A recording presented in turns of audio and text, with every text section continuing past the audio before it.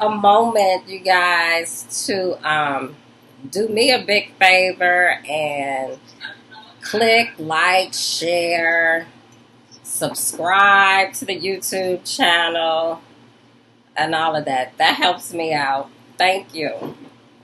So today, I am having the pleasure of having tea. I'm having lavender chamomile tea with Niaso Carter. And then the tea that I'm having today reminds me of her so much. It's very smooth and very calming. And that's totally how she is. We're going to talk about Tantra today. She's an expert in Tantra.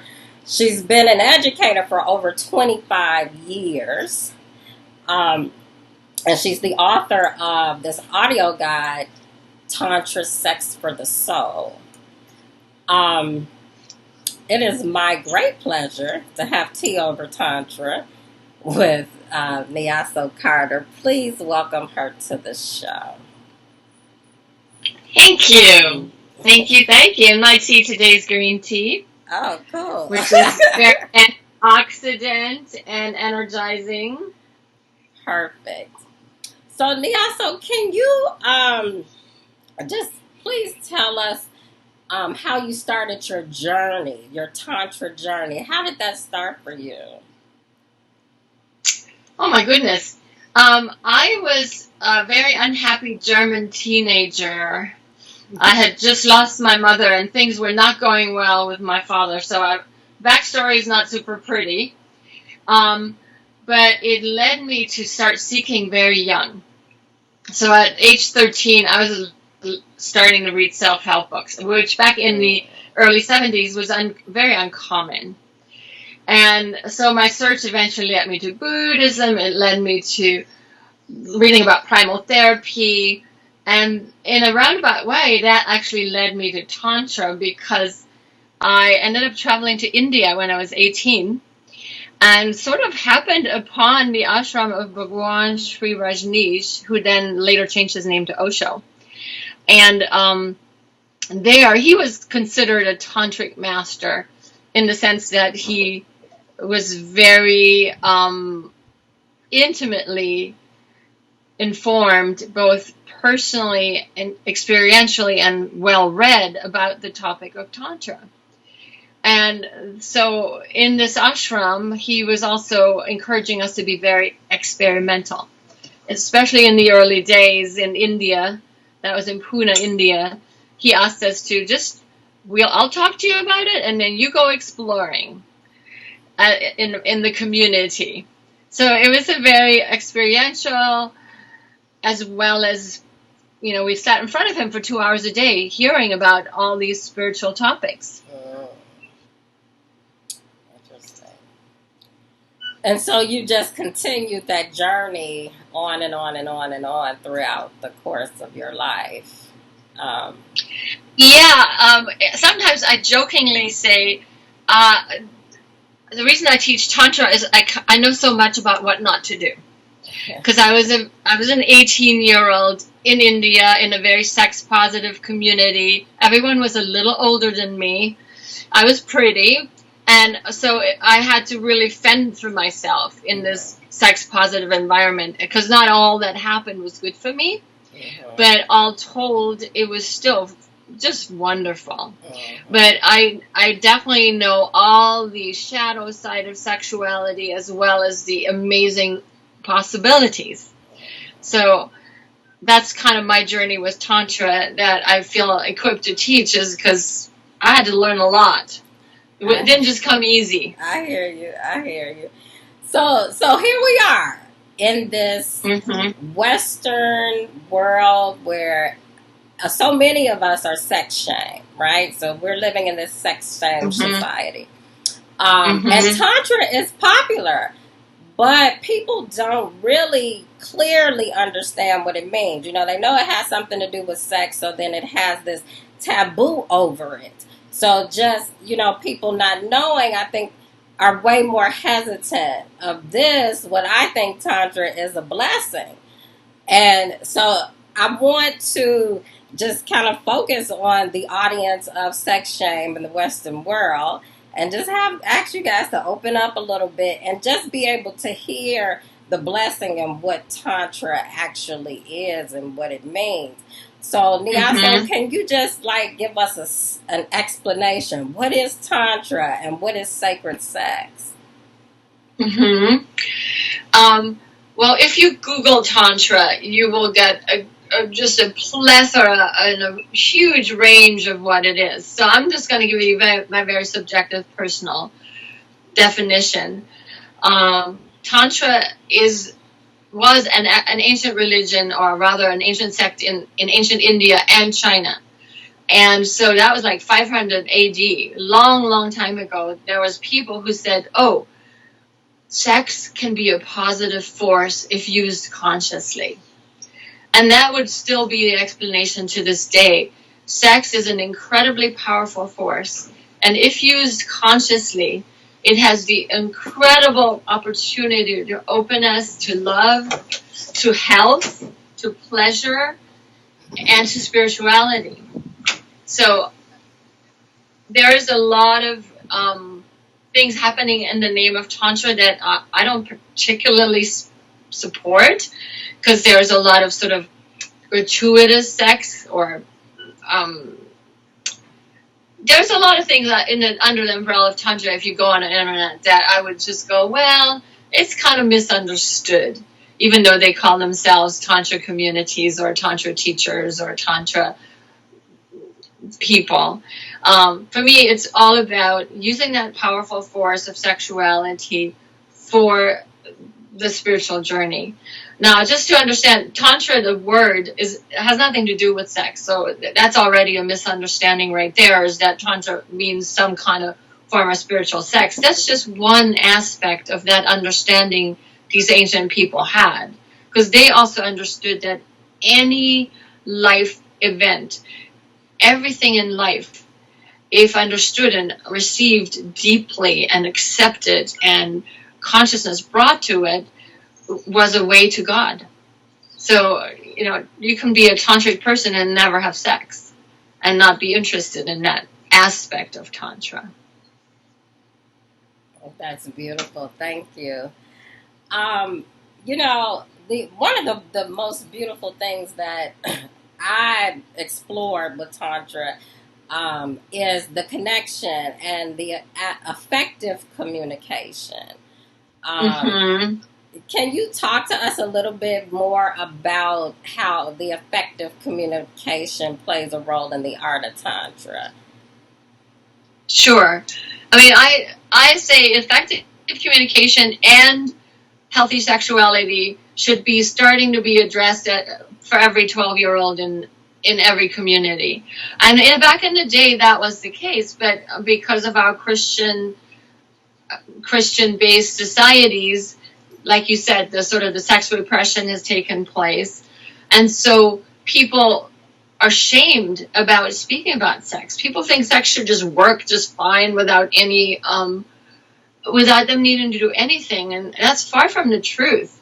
In a healthy tribal situation, which there's few nowadays, kids would start going, ooh, that feels good. Oh, not that. That doesn't feel so good. It would be a natural part of, just like getting a massage or just like any other aspect of life, we would communicate about it.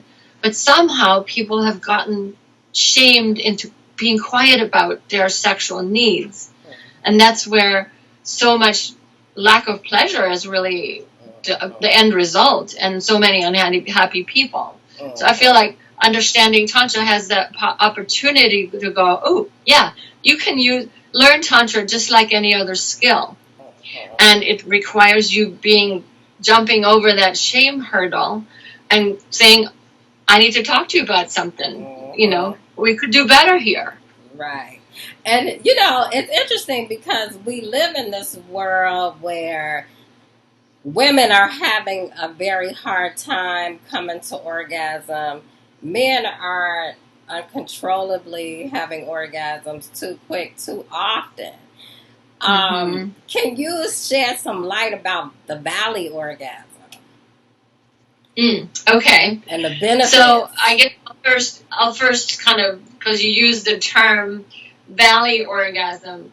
So in Tantra, the valley orgasm is understood as this way of being together that has highs and lows. So where you can get very, very excited, but then you go, oh, we don't want to come just yet, both the man and the woman. And you kind of just ride that plateau, if you will. And maybe you take a little dip into the valley of pleasure. Doesn't mean it's not pleasurable. It's just not that, oh, I'm going to come, it's going to be over. It's that, oh, let's pause. And there's actually something incredibly rich about that pause when we allow it consciously. And we don't think something's wrong. If we, in the sort of average normal sex, we think it should be just hotter, hotter, hotter, hotter, boom, done.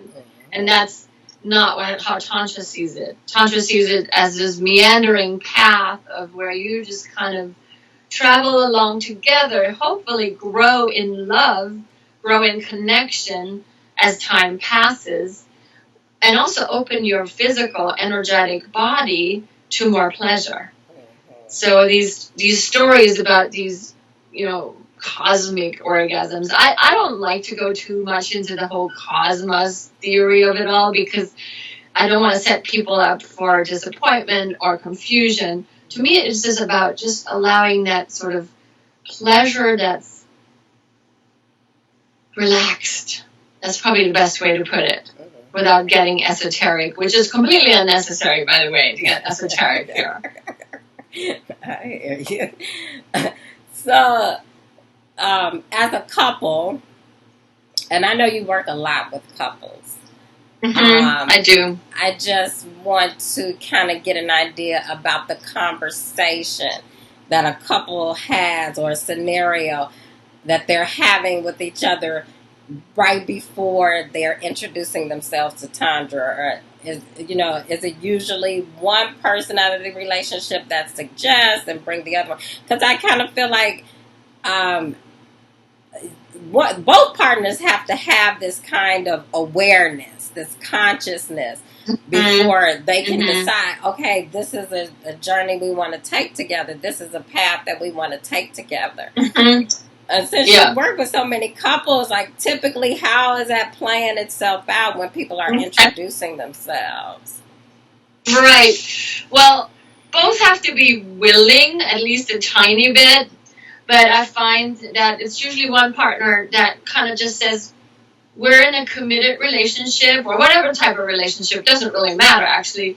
And I think we can do better, or I want more.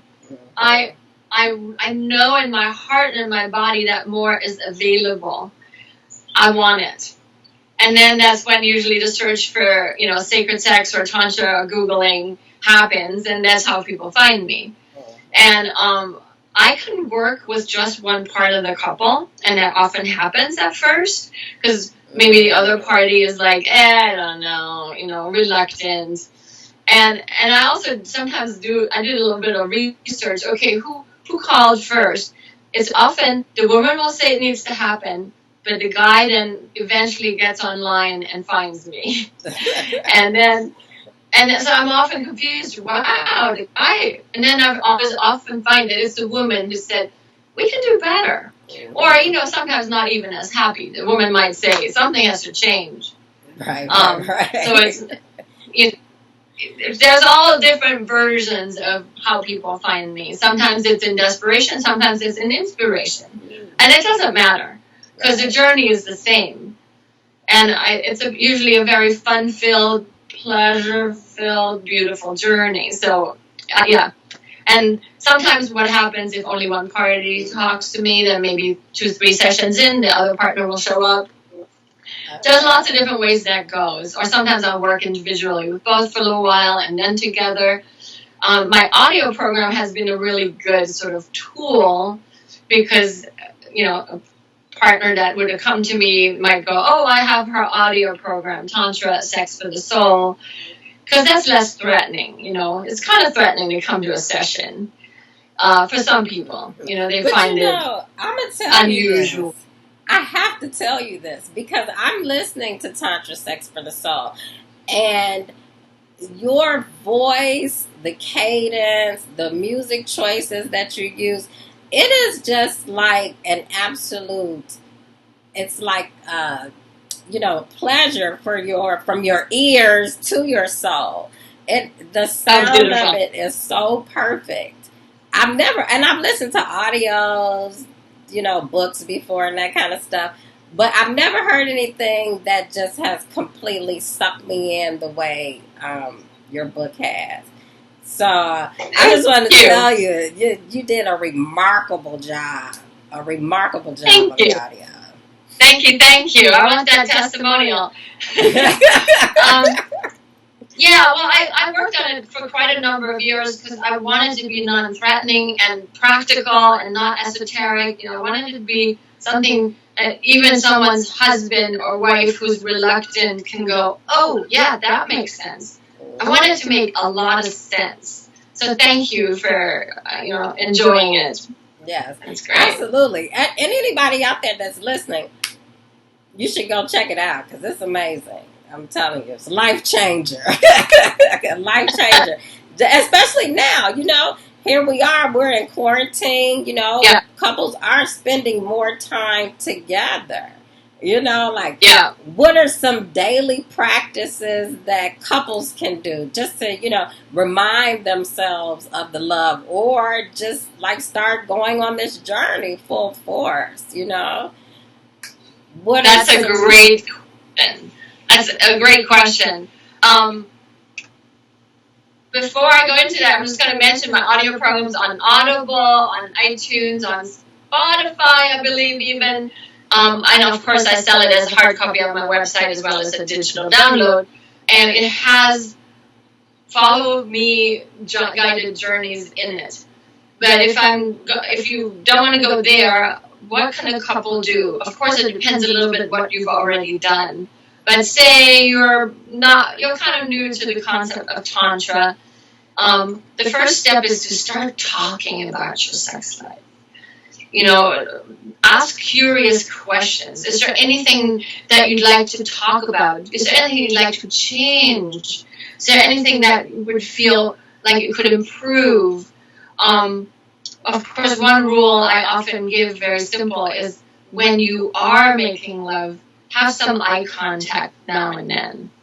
Even if it's embarrassing. Even if it brings you to tears. Even if it makes you giggle out loud.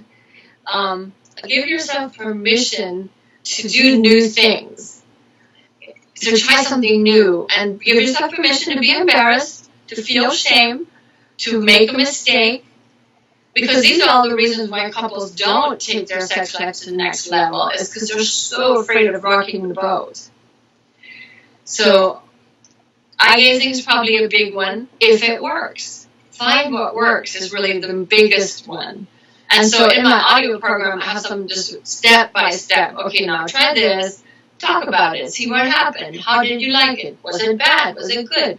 Okay, now do this exercise. And it's very 20 minutes, very structured.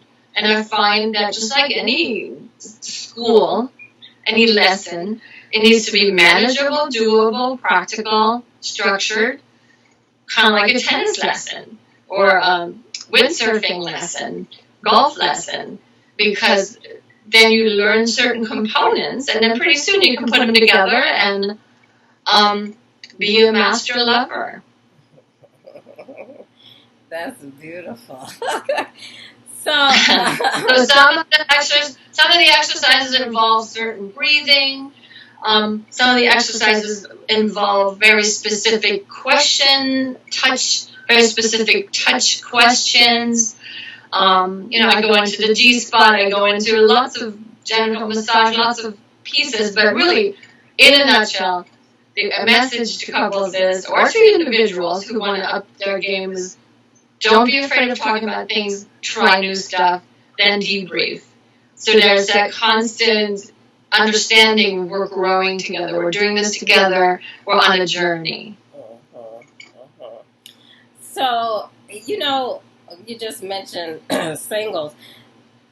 And are there some practices that people that are single that really want to embrace, self love and do something that's Mm-hmm. going to help them with that? Are there some practices in the guide that is provided for that? Yes, there are. I call them the solo practices, the solo exercises. And they involve movement, certain kinds of movements that open your body, shaking, undulation, and they also involve some guided imagery, like in the microcosmic orbit meditation that's on my CD. That's a very standard Taoist practice from ancient China. The Taoists were the Chinese version of the Tantrikas from India. They were all quite ancient practices. And they involve certain energy visualizations. But again, I usually say to people, take everything with your way, because the most important thing is that you start being kinder to yourself, that you start loving yourself to the best of your ability more, and that you dare to let your body open. So these little exercises on my audio are designed that to do every day. So to just kind of let your body flow more openly. And that always has to be done in a context of not I need to improve, but I'm going to be nice to myself by shaking, by undulating, by breathing, by imagining my energy opening up. So it's all about self-love in the end. Yes. Love is always the answer, isn't it? It is. So, are there some in your book, in your guide? I was looking at it, and I'm not sure I covered this area yet, but it was like a 30-day practice. Mm-hmm. Is there? Can you talk to us about what that 30-day practice entails? Yeah. What I find with couples and individuals on the journey is that I recommend that they do my exercises one for 30 days every day, because I find one of the pitfalls, even with people that come to vacation here to work with me, and then they go back home and they get busy, and like anything, if you just try it once, it's not going to make that much of a difference. I mean, sometimes even one key exercise will make all the difference. It's just like will blow people wide open, and it's like they'll never be the same. But more often than not, it's like a muscle. Even that eye gazing thing, you have to practice it and have it in the right context. So it's not a staring contest, but rather a true meeting of the souls. And so that's why I say just do it for 30 days. Whether you're a single person, just do one of the 3 solo exercises every day. The shaking, the undulation, the guided meditation. And to the couples, I go just work through the exercise one by one. The solo ones, the guided ones, the assignments. Just pick one each day. And don't drop out, because sometimes there might be a moment when something didn't work. And somebody might have gotten their feelings hurt, or somebody might have gotten disappointed and go, oh, let's give up. And so that's why I do the 30-day thing. Just like any meditation practice, it's sort of a discipline almost, a practice. So I give that to couples for that reason. In the sex shame world that we're in right now, I am imagining that in those first 30 days, it can be, very interesting for the couple, almost like them relearning themselves all over again, and opening up this line of communication. And of course, that can be like very vulnerable for people. Yes. How are they working through? How are you guiding them to work through those moments? Because there's certain feelings that just come up, and they are natural feelings, and of course the way we address them means everything else in the world. But how are we dealing with these like uncomfortable, I'm coming out, I'm being vulnerable type situations? That is such a significant, important question you just asked, because that's indeed true. A lot of vulnerable things might come up, and couples who are already in therapy and they're well versed in their inner world, it might be easier for them. But couples that are new, that's kind of where I come in, and I might say, if you get stuck with the audio program, talk to me so I can talk you through, the shameful moment, the embarrassed moment, especially if there's a trauma issue that comes up, which can, because often we hold back because we don't want to go to that trauma or that memory or any of that. So I kind of say to people, if you do get stuck and uncomfortable things arise, relax, be incredibly accepting, and with your partner, just keep accepting and relaxing into it all. And there's nothing that is wrong. You can't do it wrong. That's probably one of the things I say the most. I say, you can't do it wrong. And forgive yourself if something went south. And try again. But if some real repeated issues come up, that would be the time to have a session with me or your psychotherapist or whoever you trust. Because sometimes we do need a little extra help to get to those vulnerable emotions and to work through them in safe and healthy ways. That's beautiful. Thank you for that. So, Niaso, can you talk to us about Tantra, sex meditation, and any real forms of tantric meditation, and kind of give us a little special treat and just take us on a little journey? Okay, and since I'm not sure if my audience is mostly couples or singles, I imagine it's a little of both. Okay. I'm gonna give one of each. So for couples, a real simple exercise, not easy, but simple, is to slow your next lovemaking down 100%. And so I call it the tantric sex meditation, is to make your lovemaking so slow. I mean, you can start out normal, or you can just say, let's do the tantric sex meditation and not even get highly aroused. And the exercise is for at least 15 minutes.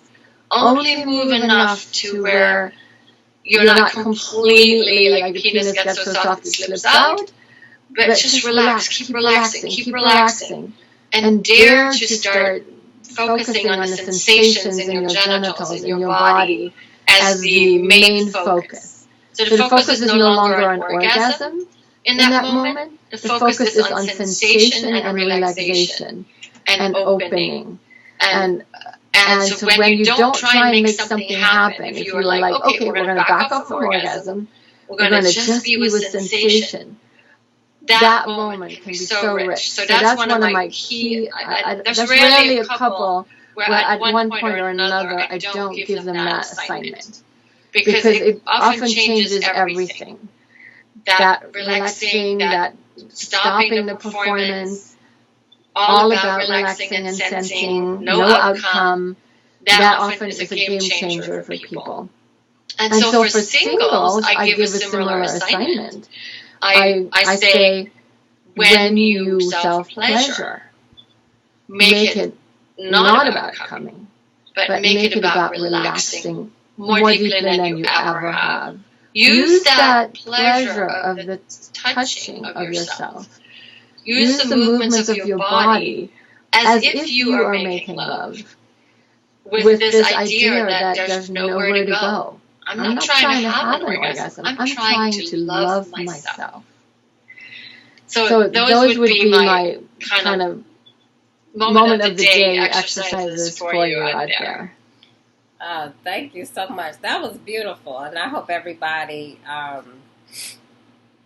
can just take that on and practice it. Especially in this time that we're living in right now, where we are being social distanced, and really in a time where I'm not sure that we could really afford such a thing. So here we are, like, really taking some isolation time and learning how to communicate with each other again and learning how to love each other again and how important that is to us as human beings. So that's like the main inspiration for me, even having these conversations, is to just kind of get in touch with who we are as human beings and accepting each other and just slow down and look and remind ourselves of the love, because that's right. the answer. And of course, in this unusual time, it can go a lot of different directions. Some people can start feeling despondent, going on each other's nerves. And that's where I say, this is the perfect moment to use my guide, anybody else's guide. Use some guide to kind of step by step up level your game, both in communication and in sexual communication. So yes, this is a great. It could be a better time that most people have a little more downtime than usual, even if they're still working. I mean, some people are working more than ever, but hopefully they'll have time later on. I hope for them. But yes, and use my audio program. It's not expensive. And I'm actually currently also doing 50% off because of this timeline and people having money considerations.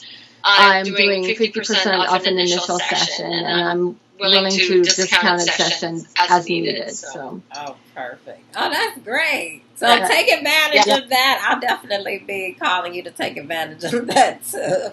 Good. I want to thank you so much for coming on the show today. It has been an absolute pleasure to have you here. So thank you so much. It was a pleasure. My pleasure as well. Mm-hmm. And until next time you're on the show, have a beautiful day. And thank you. And just tell people how to find me. Best way to find me is at sacredloving.net. I'm also on Facebook under Niaso Carter, or my blog, or my page is True Tantra. But sacredloving.net will direct you to the audio, whether you buy it on Audible or wherever you buy it, and has some a lot of blog posts and free stuff as well. Cool. Please click, subscribe to the YouTube channel. I'm going to add some of Niaso's links to her book and her website so that you can keep going into the conversation and click that on and it'll take you right to it. So now I'm going to take this moment, Niaso, you'll be with me while I do this, to talk about seeing you guys for tea next week.